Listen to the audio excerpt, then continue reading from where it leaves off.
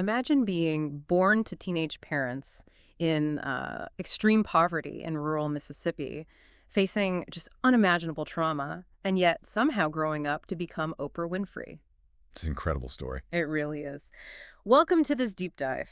Today, we're exploring the incredibly complex origins of intelligence and, well, the realities of learning disabilities. And for this one, I'm putting on my curious student hat. Love it. And I'll gladly play the lecturer to guide you and our listener through section 7.6 of chapter 7 from Psychology 2E. Awesome. Yeah, so Oprah's story, which actually opens this chapter, it forces us to ask the ultimate question, right? Does that kind of extraordinary intelligence and empathy come from nature, or is it nurture?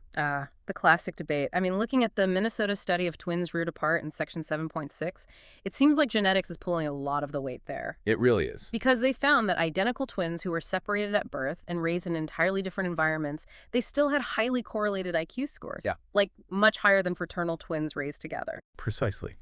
And that gives us our genetic baseline, I guess you could say. But environment still plays a massive role through something called the range of reaction theory. Okay, so I'm picturing this like a rubber band. A rubber band. Yeah, like genetics hands you the rubber band, that's the base size. Okay. But your environment, and particularly the stimulation you get in childhood, that determines how far that rubber band actually stretches. That is actually a perfect analogy.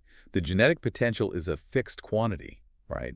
But environmental stimulation pulls it to its absolute limit. I mean, think about your own childhood for a second. Sure. The resources, the challenges, the support you had, those are the forces that stretched your specific genetic rubber band.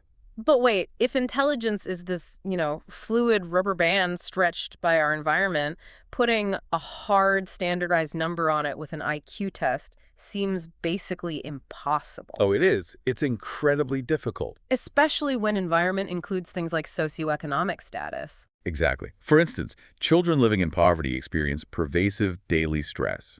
And that constant stress, it floods a child's brain with cortisol.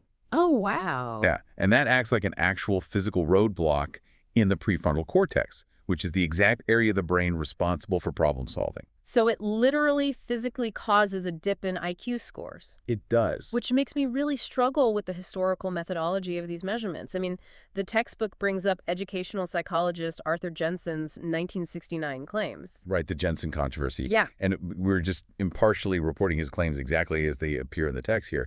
But he argued that intelligence is primarily genetic. Okay. And he placed ethnic groups in a hierarchy of analytical intelligence, with Asian people at the top, then white people, then black people. But, I mean, you can't separate a kid's test scores from their environment. A kid in a high-stress, underfunded environment isn't scoring lower because of innate genetics. They're dealing with entirely different survival variables. Yeah, and that exact tension over how we measure intelligence actually went to federal court.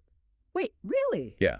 In the 1979 case, Larry P. v. Riles, parents sued the state of California over intelligence tests. The issue was that these tests were normed almost exclusively on white children.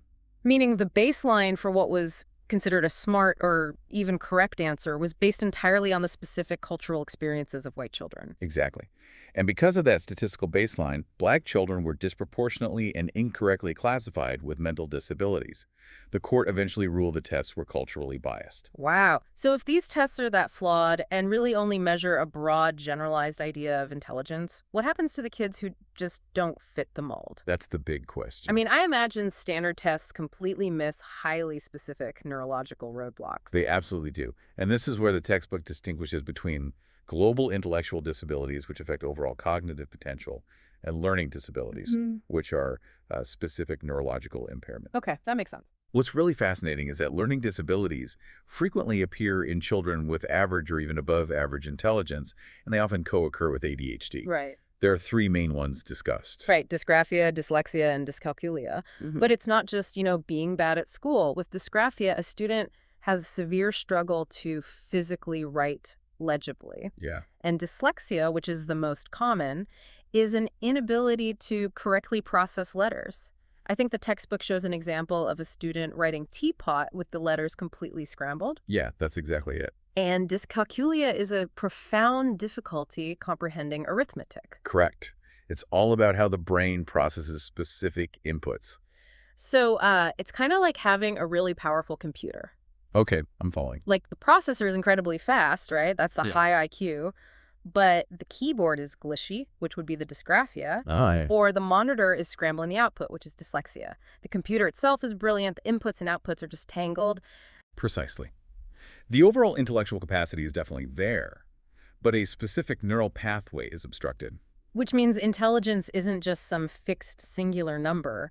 It's this messy, beautiful mix of inherited traits, environmental nurturing, and our own unique neurological wiring.